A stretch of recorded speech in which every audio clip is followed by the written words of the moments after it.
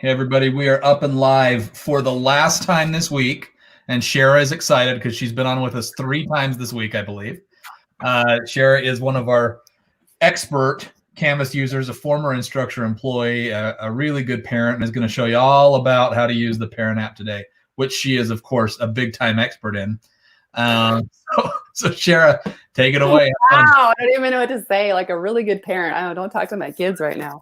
They haven't left the house in like 26 days. Okay, so hi, I'm Shara, and we are going to talk about the parent app today. And not only the parent app, though, that's kind of like at the end. We are going to start with talking about an observer account, okay? Which you're like, what in the world is that? But basically, you have the ability in most institutions. Now, here is my disclaimer. Your school has to have it on.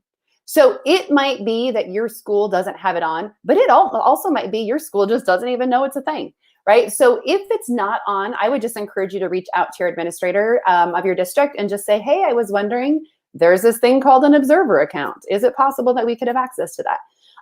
I work with 16 districts, but 14 districts use Canvas. And of our 14 districts, I would say over half of them have the observer role on. So that means parents can log in, essentially. Okay, so here's what we're going to do. We are going to look at a couple of different things. When I was talking about what I wanted to share with you today, I really wanted to talk about how could I monitor what's going on with my kids from this observer role that we have going on. Now, there is a bit.ly right there. I created this handout. Actually, I really kind of like this handout, but it gives you the top 10 tips. If I was peeking from my own account, now this is your own account, what are the top 10 things that I would do? So grab that link. Mark's also going to put it in a chat for you, but that gives you all of the links. I've even differentiated it, so it has iOS links and Android links, so take a look at that doc. Okay, before we even get to the tips though, you have to know a few things. And one of those things is, there are 2 things that hinges you getting into this observer account. First of all, you have to have a pairing code. That sounds weird, right? You can get one 2 ways. You can say, hey, child, I need a pairing code. And I'm sorry, this iTunes thing is popping up right now. Let me close it really quick. You can say, hey, kiddo, I need a pairing code. And I give you directions on how to do that in that doc. Secondly, instructors can also generate pairing codes. Now, notice I have in parentheses, if given appropriate permissions. So you can get yours 2 different ways. I got mine from the school. You can get into your child's account and they can actually access it for you under their settings. So that's one thing you have to have before you get going. The second thing, you have to create your account. Now, I actually did this from the web version. I live, eat, breathe Canvas. And so I'm always on my computer in Canvas. So I actually have a Chrome person called Parent. And that's where I go to look at my kids' stuff. So I'm always on the web version. To be honest, and all disclosure, I don't use the app very much just because I'm always in Canvas on my computer. So I visited the URL of my school's instance, and then I went from there, okay? You can also get to this from your parent app if you want, so you can do it that way too, okay? So we're going to show you, this is what it looks like when I'm going to my school's URL. Shara, yeah. Really quick, your audio just started doing something funny. Okay. Uh-oh. Hold on, it's back again, so I think we're good. It could be that I live in the sticks. Nope, you're good. We're back. So sorry, everybody. We're going to keep going. Sorry, I live in a town of 250 people. Sometimes it's iffy. So the first thing you want to do, get your pairing code either from your child or from your school, and then go to create your account. Now, something you have to know. It might be that your school has single sign-on, as does ours. Ours has single sign-on, so it's a little more difficult. This is our school's URL, ocnights.instructure. And yours is going to have some Instructure in there. But let me tell you what, if you're a single sign-on district, this backplace is important. /login/Canvas. And this is all in that document that I provided for you. But what you're trying to do really is you're bypassing that single sign-on. And if you bypass that single sign-on, you can create an observer account in your child's institution if they have it turned on. So that's my hit. Login /Canvas. Now, what you'll notice is when you get here, I already have an account, so I don't need to do it. But look at this handy dandy little link. Parent of a Canvas user. Click here for an account. And that's where you can go to access your account and create your login and your password. Okay. I'm really grateful right now that mine is auto-saved because I don't know if I would have remembered it. Okay, so here we are, and this is what it looks like to be an observer of 3 kids in high school. First glance, you're like, holy smokes, look at the list of courses that I am looking at, and I kind of want to shake my head a little bit and maybe cry. So my first tip is customize your dashboard. You have the ability when you're looking at Canvas to customize this so I can tell which one are Blake's, which one are Shay's, which one are Loren's, and I can do that from the dashboard. You can color code each course tile, you can rename each course tile, and you can rearrange them. So let me show you quick what that looks like. That's tip number 1. So let's say, for example, I have my Power School list of courses for my kids. I know which kid is in what class. So I can look through these. And first things first, up in this little corner in the right-hand corner, I have the ability to not only change the color, but I can also change the nickname. So I might start by saying Blake, American History. That's his American History class. Now, Ag Sales, that's also Blake. So up in the right-hand corner, maybe I pick the same color. And I start with Blake, again, Ag.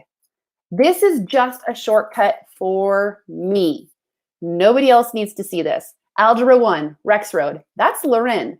That's my daughter, Loren. So maybe on this one, I'm going to say Loren, Algebra 1, and I'm going to keep it orange because I'm going to make all of Loren's tiles orange. Art, that's Loren too. So I'm going to nickname this one. I'm going to pick the same color because it's Loren. I'm going to put her name there. And I'm going to say Art 1. You kind of get the idea what I'm doing. Calculus, that's Blake. So now I'm going to go here, say Blake, Calculus. It doesn't take you very long, right? And it stays this way. So you can kind of see what I'm doing. I'm going to do one more just to kind of get the idea. And then this is Loren, and this is English. Poor Shay, I didn't even use her name. Okay, so there's what I have so far, right? I can tell now by looking at them quickly, okay, here's Blake's classes, here's Loren's classes, but something that came out recently that you can use in Canvas as well, you can drag and drop. So if I said, ooh, I want Blake's classes to be all together, I'm just gonna move these around. So I have Blake's classes in a row, I have Loren's classes all together as well. So reorganize your dashboard. That makes it so much easier. So when I'm looking at it, I'm not looking through this giant list of classes. I can kind of color code, rename, and reorganize it so that it's easier for me to kind of digest. Because to be honest, it's overwhelming when you first look at it. Okay, so that's my tip number 1, customize your dashboard. Tip number 2, adjust your notifications. When you create this Observer account, there will be notifications that you get by default. If you have 3 kids in high school like I do, you are going to get 592 emails, like right away. Every time an assignment is posted, every time a teacher changes a due date, every time content is created, somebody posts to a discussion, you're like, whoa, what is happening? In fact, I just got some this morning. So you can adjust your notifications. And I'm sorry, that thing is bouncing. I don't know how to fix it. You can adjust your notifications. So don't forget though, also your students do this as well. It's very, very similar. So in your account area, which is up here in the very left-hand side, that's all about you. Adjust your notifications. Click account and go to notifications. And now we are in this space that says, hey, how do we want to be notified? And there's something that's really important. The little check mark means notify me right away. The little clock means just a daily would be great. The little calendar is a weekly. And the X is like, I don't want anything, right? Now, if you are a person that is in Canvas regularly, like myself, there might be things that I turn off here. All you do is if you want to know what the announcement or the notification is about, you hover over it. So if there's a new announcement in your course, do you want to know that? Like for my kids, every time a teacher sends a new announcement, do I want to get a notification? Maybe, that's up to you. But if I want to do it daily, I can do that as well. All you have to do is toggle over here to the far side. Once you sign up for your Observer account, this is going to make sense. Come back to this space and reorganize this a little bit. Make your life a little bit easier. Okay, so that's tip number 2. Tip number 3, Visit the calendar. So I said this in the last video. I think people don't use it enough. It is probably my very favorite feature in Canvas. I have the ability to see the calendar for all of my kids in one spot. Once again, that can be very overwhelming. But I can view this calendar and I can see 10 courses at a time. That's something you have to know. So let me take a trip and let's go to the calendar. And that is going to be in this global navigation here on the left-hand side. So we're on tip number 3, and it's the course calendar. Now, I showed you the ginormous list of courses that my 3 high schoolers are in, right? It's a lot, and it's going to be super overwhelming. But here is some of the saving grace. Notice what we did in the first step, which is reorganizing that stuff. Aha! Notice over here on my calendars, it has shifted so that when I reorganize and made colors, it also has carried that over to the course calendar. So now Blake's courses, now I didn't get all of the courses done. Remember, I only did 6, but Blake's courses are green, Loren's courses are orange. And so I can see at a glance, oh, there's Blake's class because I gave it a nickname, Loren's class. And so now, because I did that work on the front side on the dashboard, it's carrying over to my calendar. So it makes it easier for me to digest. Now, go big screen here, right? I just want to look on Blake. I just want to check out Blake for a minute. So all I'm going to do on the right-hand side is I'm going to deselect everything else. So I'm going to get rid of all the other colors other than the green. Now keep in mind, we didn't do all of the courses, but I'm going to get rid of everything else other than the Blake courses, okay? Oh, goodness, he's got it made. He's got senioritis too, so this kind of works out well. But this is Blake's stuff, right? Now, I didn't get all of his classes done. I just got a few of them, but I can see that he has some assignments here that are due. And I can see, because of this icon, which is the assignment icon, that there are some things that he could probably be working on. Now, if I want to get into these things from the calendar, I can absolutely do that. I can just jump right in by selecting the title, and then that will allow me to actually get into this assignment and see what is Blake exactly supposed to be doing in this class. I get a kind of an overview here. It says create a TikTok. Oh, that could be interesting. Create a TikTok for something, an ag class. So maybe it's with a cow, who knows? But I get an overarching sense, but I can actually select into it to see more details if I so choose to. Okay, so I'm going to turn some more colors back on for just a second. Sorry about that. So I'm going to click on Loren. I'm going to turn some more of these things on. Okay, now, big picture. You have the ability to look at this a couple different ways. Now, I've been using Canvas forever. I always look at the month view, but I know for some people it's overwhelming and they'd rather have kind of a list. Up here at the top, you as a parent can kind of do that as well. And a lot of people find this agenda super helpful. They click on agenda, it's going to give them a nice list by due date. It's only going to show you the courses you have selected on the right-hand side though. So make sure that you have the courses selected that you're looking for. The more courses you select, the more things that are going to populate. Now remember, if you organize your dashboard, you could do this student by student, and then you could sit next to your kiddo and say, okay, have you done these things? It shows that you have this due on Tuesday, April 14th. Have you been working on that? And you have the ability to see that all right from here. Remember, organizing your stuff up front makes it so much easier now for tip number 3, using the calendar. Okay, that was tip number 3. Remember, check out the doc if you need more information. Okay, tip number 4. Message your teacher. Canvas makes communication super easy. The app is actually easier than the desktop version, but I want to show you both because like I said, I live kind of in the desktop version myself. So the inbox is directly below the calendar. And we talked about this in the first video a little bit. This is really like a portal for me to communicate with teachers. Now, also, Mrs. Meyer, which is Loren's art teacher, she sent an email out to all of her students. And she included observers on that message. They don't have to include observers, but she did. So I received a copy of that message as well. If a teacher adds observers, your email thread will show all of the course or all of the communication that's come from instructors, which is nice. But if I, as a parent, want to communicate with a teacher, I can do that as well. So I can go to courses. I can select the course. And since we're talking about art right now, I can pull up art. And I'm learning I have to be patient. Okay, so I'm in art. I can see all of the different messages from art. If I come over here to the create a new message, I can do the same thing. So let's say that I'm going to create a new message and I select art again. Now I can communicate with my daughter's teacher. Wait for it. I think the internet knows that our family is like done for the week. Okay, so let's think about this for a minute. Okay, so trust me, because I don't know that it's gonna go. Oh, there it goes. Okay. So if I said Loren Art, what I love about this is I don't have to have the address of the teacher because this will actually go directly to that teacher's inbox, whether it's Canvas, but it also might be going to that teacher's email as well, because typically Canvas is by default attached to that teacher's email address. Sorry, my email or my internet's not like loving me today. So it's kind of causing me grief, and it might not, oh, there, and then it worked really fast. So if I click the little icon for contacts, you'll notice that I have students, observers, and teachers. Well, if I click students, the only students I'm going to be able to see is my own. I can email if I want. She's upstairs. I can talk to her too. But I can also select teachers. So there's Mrs. Meyer, and I can send an email from here. Give it a subject line, art journal, and I can ask the teacher for more. Maybe I need some help. Maybe Loren needs some help. Maybe I'm volunteering to help with something. I'm not artistic, so maybe not. But that's how I can communicate with the teacher. Super slick. Okay, so that's tip number 4. Let's talk about tip number 5.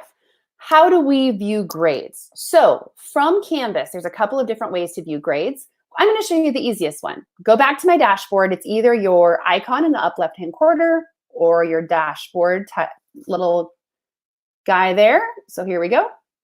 The fastest way for me to view grades for all of my kids in one spot is to come to the right-hand side where it says view grades. So I select view grades, and this gives me a list of all of my kids and all of their courses. Now, one of the things I want to show you is the nice part about this is it does tell me which kiddo.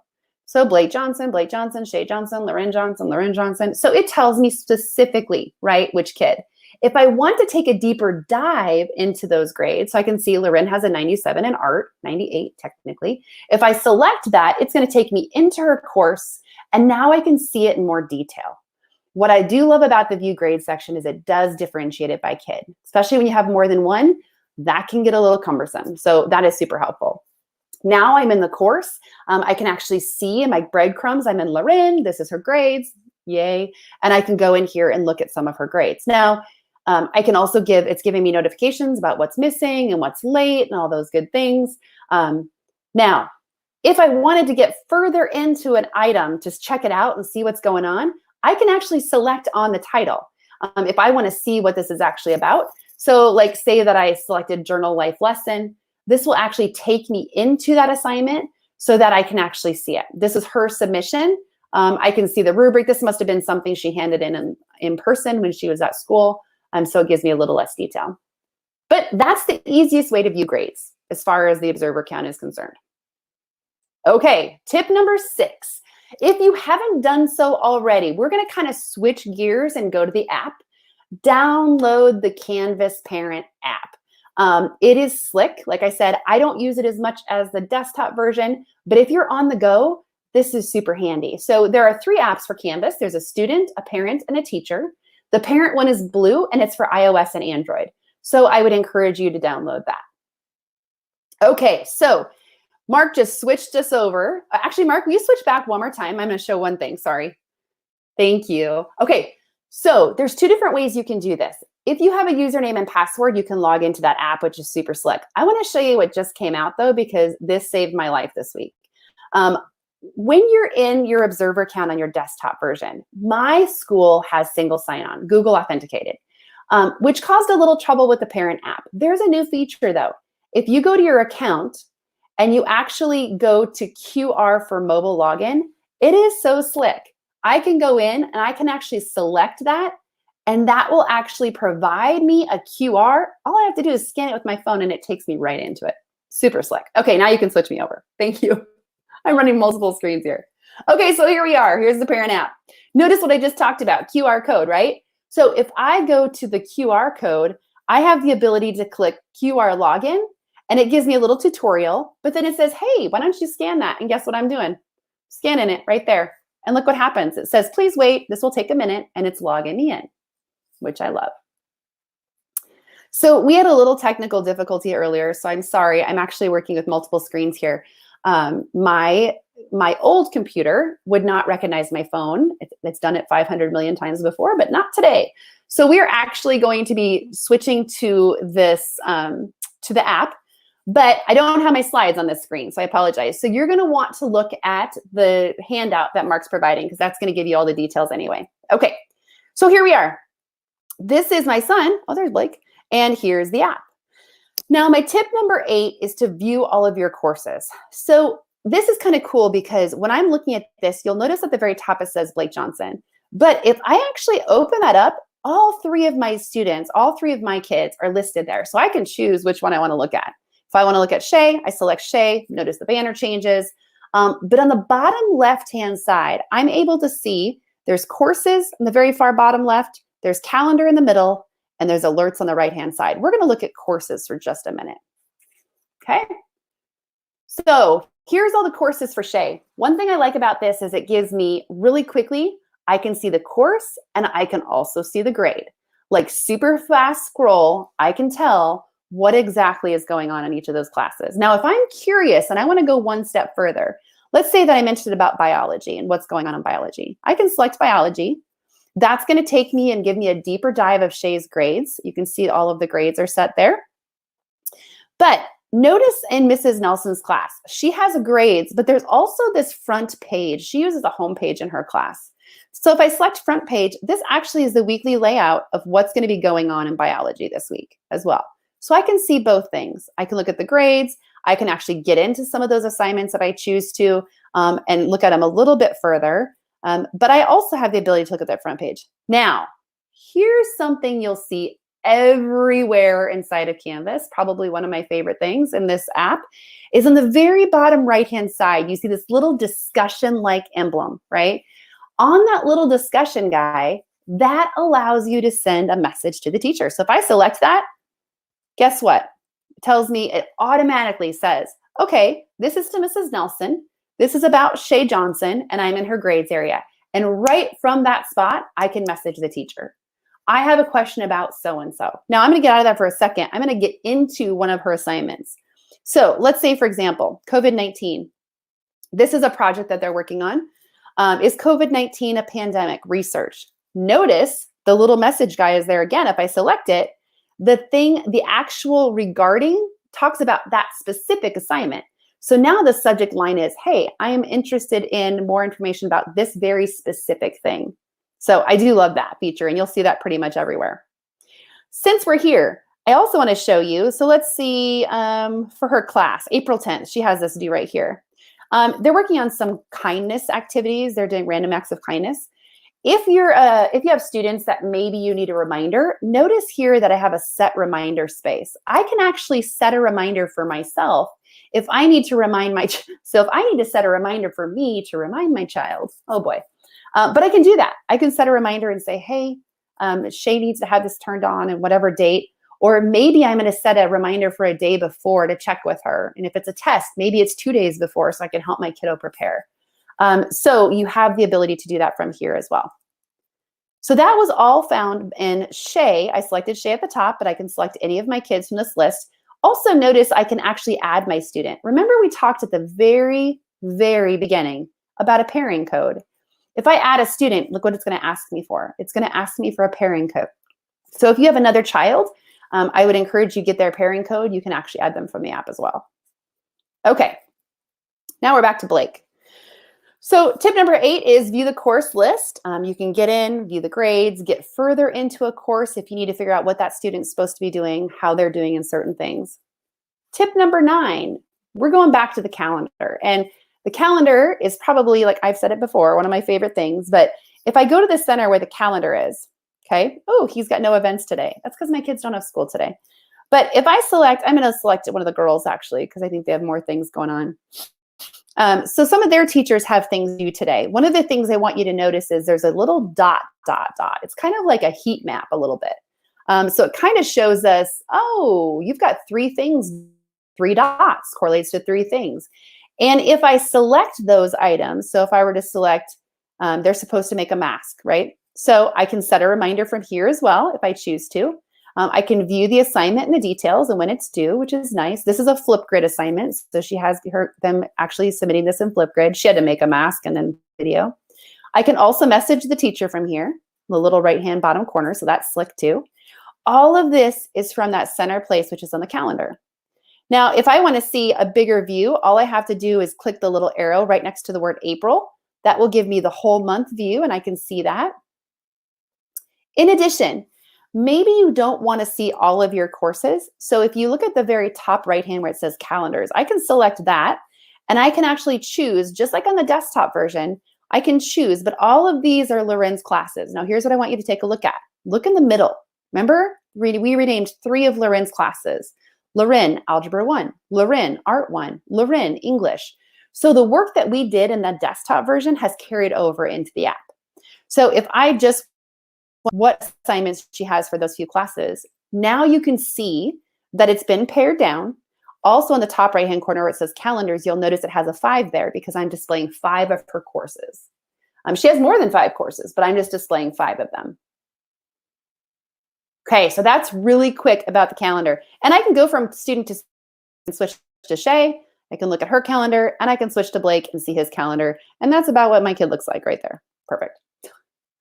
That's tip number 9. So you can go into the calendar, get the heat map, see what's going on, dip into an assignment if you so choose to, set those reminders. Okay, so we're working our way across the very bottom. We've looked at courses, we've looked at calendar, and now we want to talk just a little bit about alerts, okay? Now, alerts. You can set alerts student by student. Now, you don't actually set them down here on the right-hand side, though. I want everybody to take a look at the very top left hand of this app. You're going to see these 3 lines. I kind of think of a hand. But select those 3 lines, and you're going to see where it says Manage Students. This is where I can set up my alerts, okay? So let's look at Blake first. If I select Blake's name, he's a very different animal than my girls. He's a senior this year. There's certain classes that are more important than others, but for the most part, all of his required courses are done, which might kind of lead into how much I'm stressed about some of these things, possibly. I don't know.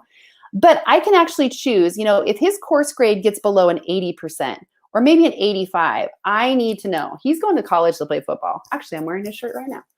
He's going to college to play football, and he's got a scholarship. And I need his grades to stay up. Like, I need to make sure he's at a certain level. So maybe, now that I'm saying that out loud, I'm ranking it up. So I want to know if his grade gets below a 90. I also want to know if he has any assignments that are missing, because if that's happening, I want to know about it, right?